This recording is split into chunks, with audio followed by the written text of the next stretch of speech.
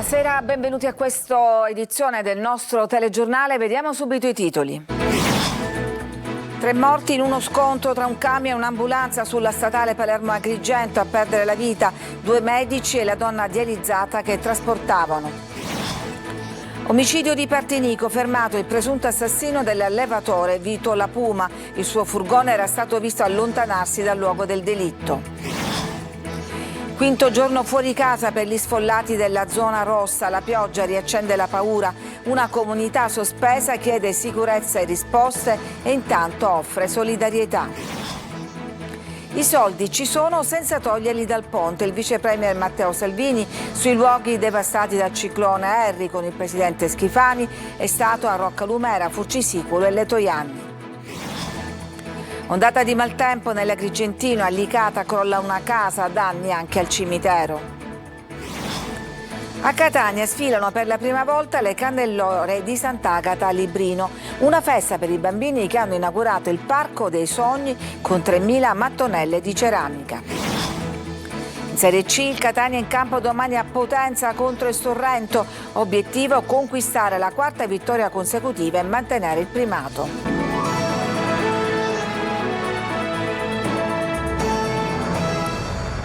Dunque c'è stato un incidente sulla Palermo-Agrigento, uno scontro tra un camion e un'automedica, grave il bilancio, 3 morti, 2 medici e la paziente. Sentiamo Marco Gullà.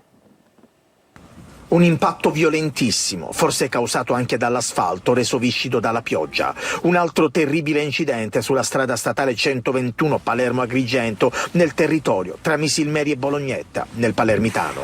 Nello scontro tra un'automedica e un camion hanno perso la vita 3 persone. In corso i rilievi per ricostruire la dinamica dell'impatto. Le 3 vittime sono il conducente e i passeggeri dell'automedica. Si tratta di 2 operatori dell'associazione Madonia Soccorso Ollus che si occupa del trasporto di emodializzati. Giuseppe Badalamenti, di 66 anni, e Gasparello Giudice, di 48 anni, e di una paziente, Giovanna Oddo, di 95 anni. In lacrime l'autista del camion che si è scontrato con l'automedica, disperati alcuni parenti delle vittime arrivati immediatamente sul luogo della tragedia. Non si può morire così, non si può perdere la vita per andare a lavorare, grida un uomo in lacrime. Sul posto sono intervenuti i carabinieri e la polizia stradale di Lercarafridi per i rilievi e le squadre ANAS per consentire il ripristino della regolare viabilità nel più breve tempo possibile. Ancora una volta la Palermo-Agrigento, teatro di tragedie, incidenti e morti, una strada che diventa ancora più pericolosa quando piove.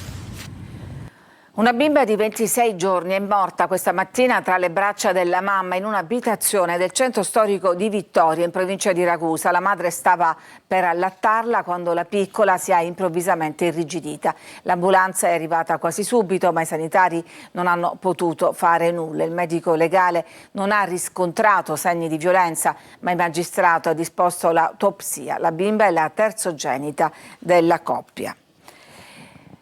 Omicidio di Partinico, fermato il presunto assassino dell'allevatore Vito La Puma. Sentiamo Adelaide Barbagallo. C'è una svolta nell'omicidio dell'allevatore Vito La Puma, di 73 anni, ucciso lo scorso gennaio nelle campagne tra Partinico e Borgo Parrini, nel Palermitano. Gli agenti di polizia della squadra mobile di Palermo hanno fermato un uomo di 47 anni, un agricoltore di Partinico, Francesco Loiacono. Gli agenti sono andati a casa sua e l'hanno portato in carcere, ma l'uomo nega di essere l'autore del delitto e l'arma non è stata trovata.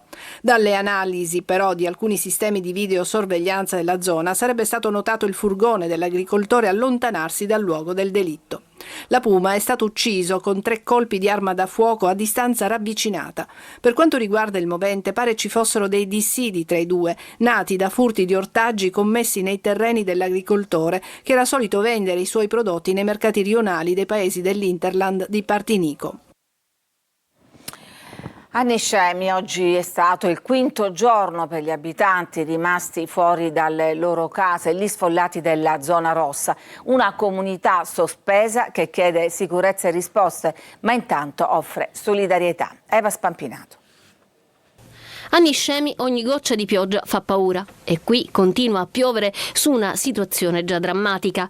La linea del fronte della frana continua ad arretrare e la zona rossa è destinata ad allargarsi. Anche oggi continua la via crucis degli sfollati che chiedono aiuto e si fanno accompagnare, lo vediamo nelle immagini, dai vigili del fuoco, dalla protezione civile che scortano i cittadini nelle proprie abitazioni, quelle che sono rimaste all'interno appunto della zona rossa, per recuperare i propri oggetti personali. Voi siete in fila per chiedere di essere scortati in casa? Sì, stiamo aspettando, dobbiamo completare il foglio e andiamo a recuperare quello che ci necessita. Fuori dalla zona rossa il paese vive a metà, sospeso, sapendo che nulla sarà più come prima. Mentre le responsabilità rimbalzano, resta una certezza: un'intera comunità chiede risposte e sicurezza. Per quanto riguarda la viabilità, già è in campo il Genio Militare, il Libero Consorzio, i tecnici del comune, sopralluoghi sono pronti e quindi noi abbiamo detto il prima possibile, ma già sono all'opera. Le scuole si stanno definendo alcune vicende e verranno riaperte, poi comunicherò quando non è certo lunedì. No, guardi, queste comunicazioni le dà il prefetto. Intanto al Palazzetto Pio La Torre, dove è stato organizzato il centro di accoglienza per gli sfollati, i volontari, tra cui tanti giovani, organizzano il pranzo. Una persona dalla pasta, una persona del secondo, una persona del secondo, una persona dal contorno, una persona dall'acqua e la frutta. Oggi siete volontari, sì, oggi aiuterete gli sfollati per il pranzo. Sì, oggi è il primo giorno, infatti ci ha spiegato come dobbiamo organizzarci perché non sappiamo come dobbiamo fare. Ci sono anche tanti ragazzi. Sì, i nostri figli, ci siamo messi a disposizione. Voi di dove siete? Di Niscemi. Questo è diventato anche il punto di raccolta della spesa solidale. Nel dramma la comunità si stringe attorno a gesti concreti. L'innesco della frana di Niscemi potrebbe essere stato favorito dal cedimento di strati profondi del terreno in connessione con la presenza di sacche di gas naturali. È tra le ipotesi avanzate dal segretario dell'autorità di bacino della Sicilia, Leonardo Santoro. Intanto i disastri siciliani, dal ciclone alla frana di Niscemi, diventano scontro politico. Da Roma a Palermo è un tutti contro tutti. Maglio Viola. E tutti contro tutti nella politica siciliana e italiana nel post-ciclone Harry e frana di Niscemi. Per PD, 5 Stelle e sinistra estrema i disastri sono l'occasione per tentare di affondare definitivamente il ponte sullo stretto già bloccato dalle osservazioni della Corte dei Conti. Annullare questa opera inutile e dannosa e usare i soldi per la ricostruzione è il coro unanime dell'opposizione. A far scoppiare la polemica nella maggioranza però è l'interpretazione data alle parole del vice premier azzurro Antonio Tajani: se c'è un rinvio e un accantonamento valuteremo, aveva detto a Bruxelles. Ma Tajani non si riferiva ai fondi del ponte, così in serata lo stesso ministro degli esteri su X deve correggere il tiro. Ci sono tante proposte da analizzare, ma quella che prevede di usare i fondi del ponte ci trova contrari. E il Consiglio dei Ministri di ieri, dicono praticamente tutti in coro, di ponte non ha parlato, rimandando ad altra seduta anche il tema del rinnovo del decreto per proseguire nell'iter di costruzione. Mentre la maggioranza blinda questi soldi per il ponte, si cercano risorse anche in Europa e impazza però la polemica sulla frana di Niscemi e sul perché non si sia fatto nulla per evitare che divenisse così disastrosa. Musumeci attiva un'indagine amministrativa, lo fa con decreto senza passare dal Consiglio dei Ministri, la Vardera presenta un esposto in procura, mentre l'ex premier Matteo Renzi attacca il ministro della Protezione Civile su X, un raccomandato della Meloni che non ha fatto nulla, dice. Intanto questa mattina la Regione ha pubblicato l'avviso per censire i danni in agricoltura, che si aggiunge al bando per i ristori che era stato varato ieri dalla Giunta Schifani. È contrario all'utilizzo dei soldi del ponte naturalmente anche il ministro per le infrastrutture Matteo Salvini, che oggi pomeriggio ha fatto dei sopralluoghi sulla costa ionica devastata dal ciclone Harry. Sentiamo Francesco Triolo.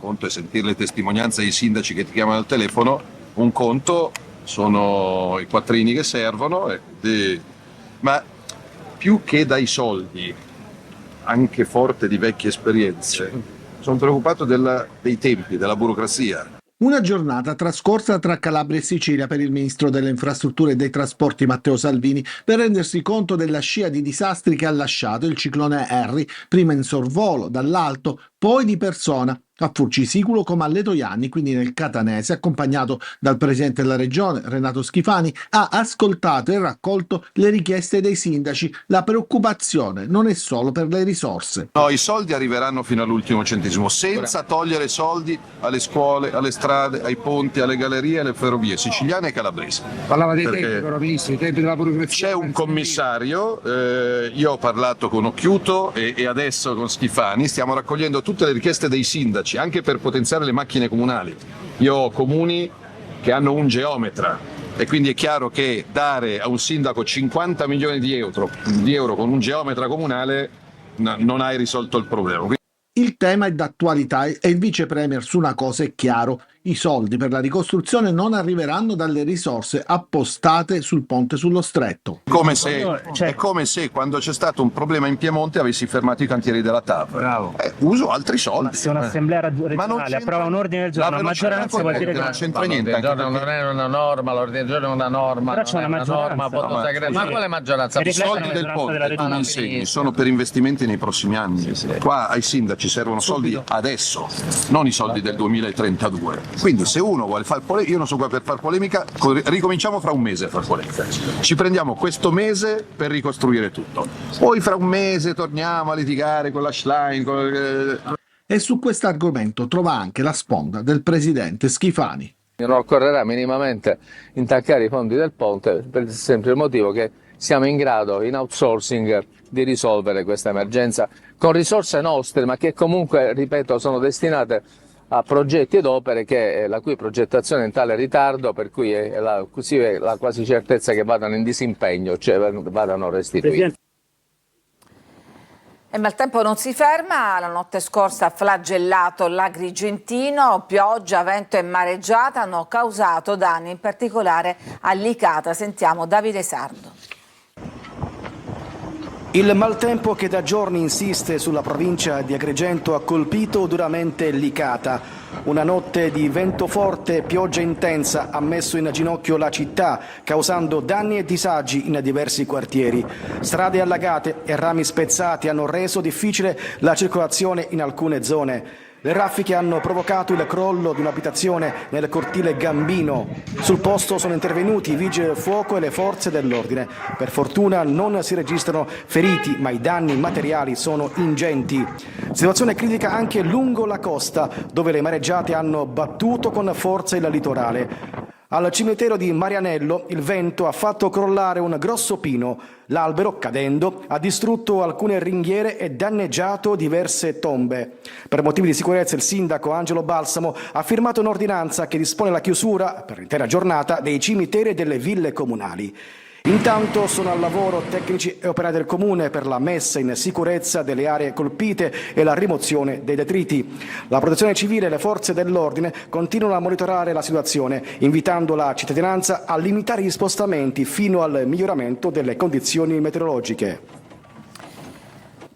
Siamo alla cronaca, la droga si compra online, i clienti potevano scegliere su diverse piattaforme, soprattutto sui social, e anche selezionare la modalità di protezione delle spedizioni attraverso dei tracker GPS. Poi la droga veniva spedita nascosta in piccoli elettrodomestici o ancora camuffata con polvere di caffè o incensi per ingannare il fiuto dei cani antidroga. Sono 11 le persone arrestate dai finanzieri di Palermo, 9 denunciate. Sono uscite le materie per l'esame di maturità che inizierà il 18 giugno con la prova scritta latino al classico e matematica allo scientifico. Le novità di quest'anno riguardano però l'esame orale con 4 materie prevalenti, al classico anche matematica e storia, e allo scientifico si aggiungono storia e scienze naturali e sarà obbligatorio pena la bocciatura, una norma introdotta dopo il boicottaggio dell'orale nella scorsa maturità da parte di alcuni studenti che avevano già la promozione in tasca e che fecero scena muta per protestare contro il sistema di valutazione. Ha tentato di uccidere la moglie cercando di strangolarla e poi di accoltellarla. Un 56enne è stato arrestato a Biancavilla nel Catanese. La donna è riuscita a sottrarsi alla violenza del marito chiudendosi a chiave in una stanza da dove ha chiamato i familiari chiedendo aiuto. Immediato l'intervento dei carabinieri. Il centro di cardiochirurgia pediatrica di Taormina sarà aggregato a Catania. La Regione modifica la rete ospedaliera per garantire la sua esistenza insieme al centro di Palermo. Ci spiega tutto Adelaide Barbagallo. Scongiurata la chiusura, la cardiochirurgia pediatrica di Taormina è stata inserita nella rete ospedaliera siciliana. Sarà aggregata alla cardiochirurgia per adulti del Policlinico Universitario Rodolico San Marco di Catania, considerato la sede più idonea rispetto all'azienda ospedaliera Papardo di Messina. Una valutazione basata su elementi oggettivi: la maggiore vicinanza geografica a Taormina, una casistica più ampia con 926 ricoveri a Catania contro i 336 registrati al Papardo e per l'utilizzo di procedure ECMO. A questi dati si aggiunge la presenza all'interno del Policlinico di altre unità operative a indirizzo pediatrico, in grado di assicurare competenze più specifiche nella cura delle patologie. Un punto al quale si è arrivati dopo tante proteste da parte del personale sanitario e dei familiari dei piccoli pazienti che a lungo hanno temuto la chiusura del centro. Resta però un'incognita: la cardiochirurgia pediatrica sarà ancora agganciata al Bambin Gesù di Roma? Le indicazioni ministeriali comporteranno un aggiornamento formale del documento di programmazione della rete ospedaliera, un passaggio che potrebbe consentire l'affrancamento dalla prosecuzione del rapporto convenzionale attualmente in essere. Altra novità: la Giunta regionale ha nominato Salvatore Iacolino, direttore generale del Policlinico di Messina. Iacolino attualmente è dirigente generale del Dipartimento regionale pianificazione strategica dell'Assessorato della Salute ed è stato commissario straordinario del Policlinico di Palermo. Ci fermiamo, c'è una pausa per la pubblicità, torniamo tra poco per raccontarvi le candelore che per la prima volta hanno sfilato a Librino, un quartiere di Catania.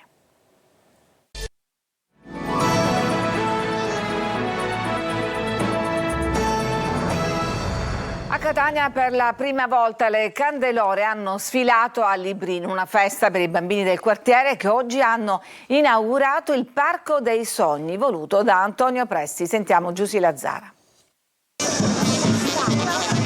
C'è festa oggi a Catania nel quartiere di Librino. Per la prima volta sfilano in Viale Nitta le candelore che precedono le celebrazioni della festa di Sant'Agata.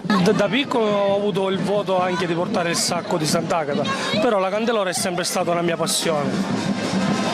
C'era mio padre, anche mio fratello, ed è nata una passione anche per me. Oggi è stato inaugurato anche il Muro dei Sogni con 3.000 formelle di ceramica realizzate dai bambini delle scuole. Samuele, allora, questa cos'è? È una mattonella che è mia, il mio sogno. Ah, e qual è il tuo sogno, Samuele? È questo, scusa. Inaugurato anche il Giardino delle Rose, voluto e sognato come tutto dal mecenate Antonio Presti. Invece di togliere spazzatura, invece di educare a non creare spazzatura, forse è più importante in questo momento educare a piantare una rosa. Ecco 10.000 bambini, se anno dopo anno piantano una rosa con le mamme e con le famiglie. Librino riacquista un diritto alla cittadinanza in nome della bellezza. Com'è portare questo quadro? Bellissimo. Per me la regina di Catania. E senti, per te che cos'è Sant'Agata invece? Chi è? Una santa. Cittadini! Evviva Sant'Agata! Siamo tutti Cambiamo argomento. Ragusa, città del formaggio, premiata la tradizione casearia di questa provincia e i suoi prodotti. Veronica Barbarino. Dopo Santo Stefano Quisquina, Novara di Sicilia, Enna, Godrano, Vizzini e Poggioreale è Ragusa la nuova città del formaggio 2026. Il riconoscimento è stato conferito dall'Organizzazione Nazionale Assaggiatori di Formaggi, che ogni anno premia i territori simbolo della tradizione casearia siciliana. Sceglie queste città con un dossier che andiamo ad arricchire di anno in anno, con tutte quelle che sono le produzioni, le attività e la voglia di poter valorizzare il territorio e le produzioni casearie. Un titolo che celebra una storia secolare profondamente legata al territorio ebleo, dove la cultura del latte si tramanda da generazioni. Qui nasce infatti il ragusano DOP, formaggio simbolo di eccellenza siciliana. Noi abbiamo una fortissima vocazione agroalimentare, come è noto, siamo grandi produttori di latte e siamo anche grandi trasformatori del latte. C'è un riconoscimento importante perché certifica che il nostro ragusano DOP è un formaggio conosciuto, riconoscibile e che dà pregio e lustro a tutto il nostro territorio. Ragusa quindi si prepara ad un anno da protagonista nel segno del gusto. Ci fermiamo, c'è ancora una pausa e poi torniamo con la pagina sportiva, perché domani il Catania sarà in campo contro il Sorrento.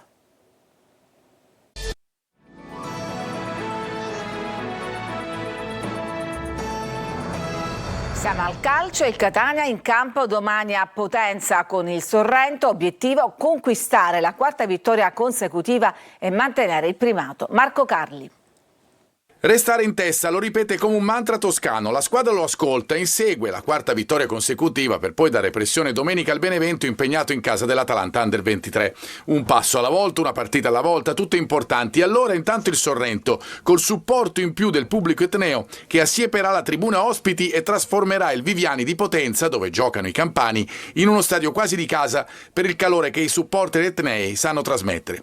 I ballottaggi, per merito di un mercato fatto bene e per tempo, ci sono nel ruolo di braccetto con Gherardi e Allegretto, con Carnielutti pronto comunque a dare il suo contributo, al centro con Di Noi e Corbari, davanti con Forte e Rolfini, alle spalle D'Ausilio sta benissimo, ma è tutta la squadra a dare garanzie.